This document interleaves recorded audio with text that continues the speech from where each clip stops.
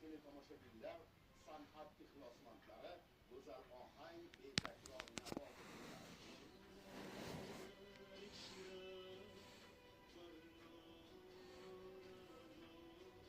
Botir Zokirov nomidagi zamonaviy estrada qo'shiqchilari tanlovi tashkil etilmoqda. Yillar sayqallagan qo'shiqlar, dillarni zabt etgan musiqalar, xotiraga muhrlangan so'zlar, mahorat va jasorat talab etadigan ijro.